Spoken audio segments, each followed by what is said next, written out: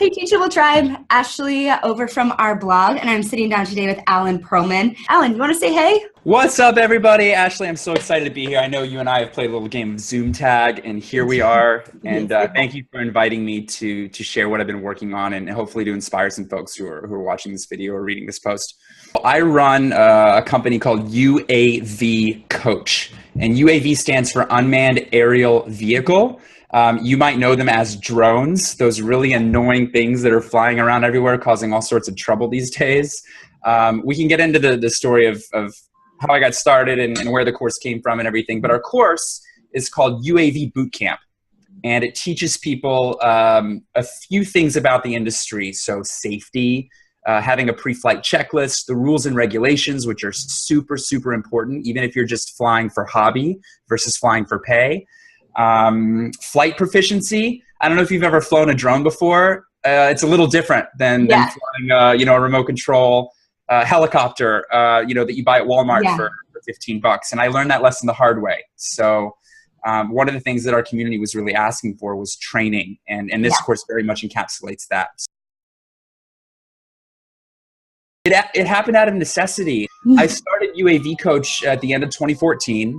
Started writing a lot about the drone industry, building my email list, talking to a lot of people on the phone to understand why the heck are you on my website and what are you looking for? And I heard over and over and over again, I need training. I need training. The FAA hasn't yet come out with a drone certification program. This other course costs $3,500 and I got to fly out to Nevada for the weekend. I don't want to do that. I just have a $100 drone.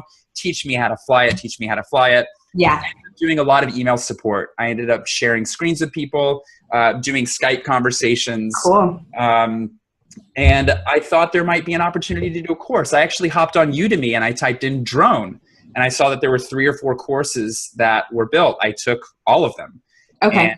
And, I thought to myself, I could do this.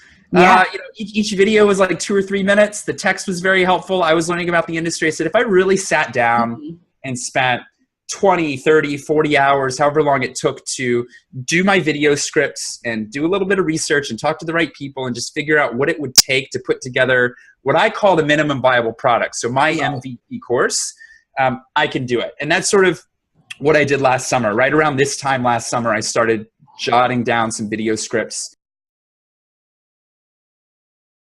At the end of the day, just pressing publish over and over and over again. So I started blog posts, on blog posts, on ebooks and long form guides. Right. I did do a lot of search engine optimization. Cool. So it doesn't work in every industry. And when I say it doesn't work, it can work in any industry, but I think with where the drone industry was at in 2014. And I was looking at the Google Trends and did some kind of basic 101 keyword research. I saw, some keywords like how to fly a quadcopter or drone laws in the US. And, some of them only had 30 visits a month or 30 people typing it into Google every month. Or some of them only had 300 or 400. It's not like there was a keyword that had 20,000 people searching for it every month and that wasn't competitive at all. And, I wrote a post and instantly ranked for it. It was kind of just... That's nice. Trying to create, I know, that would have been great. Just trying to create optimized content around certain keywords. And that helps with a lot of our initial traffic. I mean, we went from 0 visitors a month when we launched the site to 3,000 visits a month in the first few months, just by publishing the right content and sharing it, promoting it on social media. I ran some Facebook ads, which brought in a lot of leads initially. I mean, I created a survey and I said, here are 11 different topics that we're thinking about doing. What matters to you most? Check the box. And everybody checked rules and regulations. And I was like, okay, well, I'm going to create a module on rules and regulations. So that was kind of my process. So I did create all of the content ahead of time. I thought about kind of dripping it out and maybe doing 1 week at a time. But just kind of my schedule and my state of the mind at the moment, I wanted to block off 72 hours, shoot the entire sort of version 0.001 of the course, and then get it out there and put up a payment wall. Something that I've always struggled with Yeah. is this concept of consumption versus production.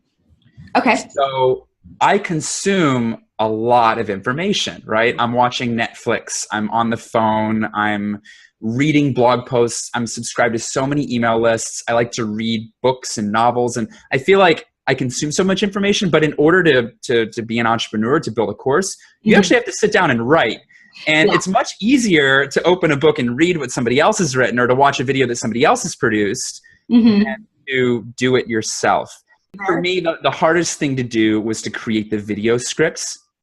Everything else after that, once I had text to paper, everything else after that was a lot easier than I thought it was going to be. I was getting held up in what screen capture software do I use? Where do I set up the camera in my apartment? Do I need to rent out a studio space? Do I need to hire a professional videographer?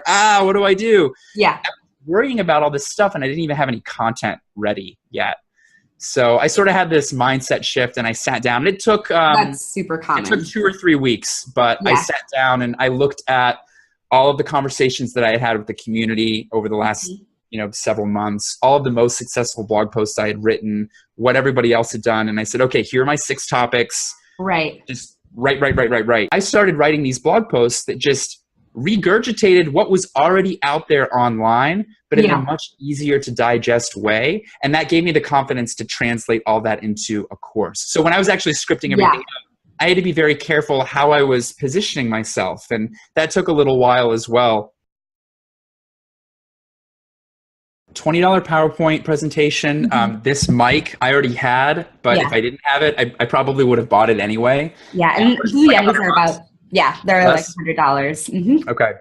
I paid for a screencasting software, Camtasia. I think that was like $30 or $40. I paid for iMovie. I ended up using something else, but iMovie was like $13 or $14. Not that much money. I mean, less than $500. I'd say, now for version 2.0 of the course, I did hire a professional videographer. And I had the confidence to be able to do that because I had paying students, and I had forecasted what the revenue was going to look like. And I said, you know what, I've got $2,000 to spend. I'm going to do it, and I'm going to meet with him, and we're going to make this course so much better than what it was. So that was like a whole separate process. But I think for your first course, you do not need to do that. My first launch was pretty simple. I had an email list. I think I made a checklist of everything that I wanted to do for the product launch. So write a blog post about the course that just sort of serves as the course landing page from the site that would push people to my Teachable landing page. That funnel. Just create the funnel. So think about all the different areas where I have people's attention and bringing them to the Teachable sales page. I mean, the whole idea was to understand for every 100 people that hit my sales page, how many people actually ended up buying the course. So part of that is getting people to the sales page. So, for sure. I did do an email launch sequence, and I created a sense of urgency. So the original course, I think, was priced at, and I think it's $89, and I think that was the original price. And I did, 30 or 40% off for the first 5 days or 6 days.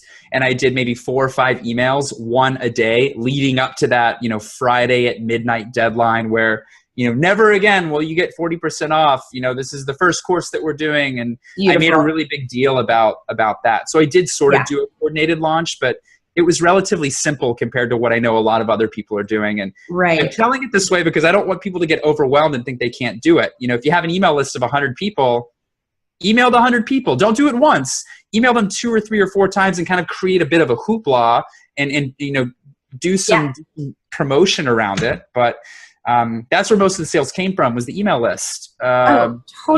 We did forum promotion. I took out Facebook ads. I tried a bunch of different things, but the email list was the best sales channel for sure. In the first 72 hours of the first email that was sent, I think we had $5,000 or $6,000 in course revenue.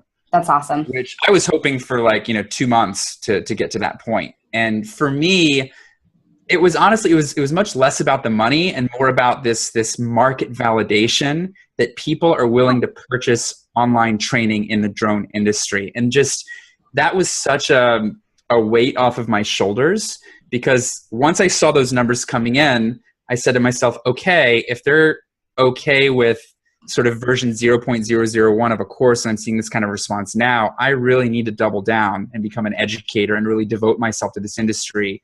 Totally. And become an online instructor in the drone industry.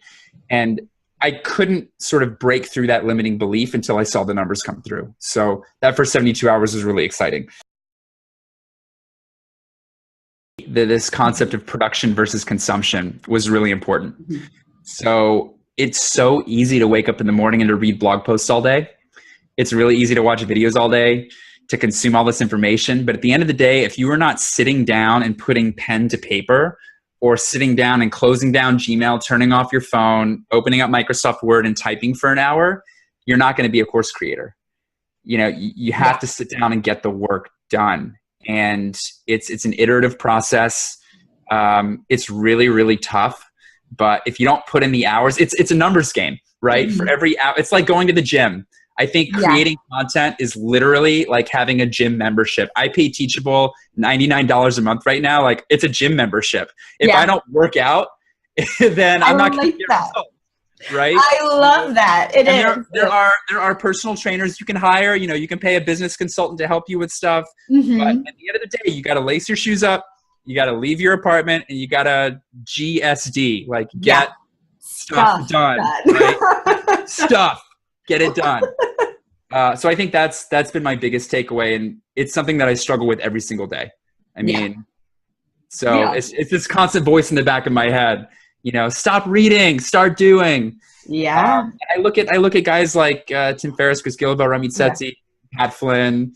They're getting stuff done, and I know for a fact that they sit down and they work, and that's what it takes. So that's my advice to folks, is to just, if you're still watching this video, that's great. I'm happy that we're entertaining you, but press pause and like get work done.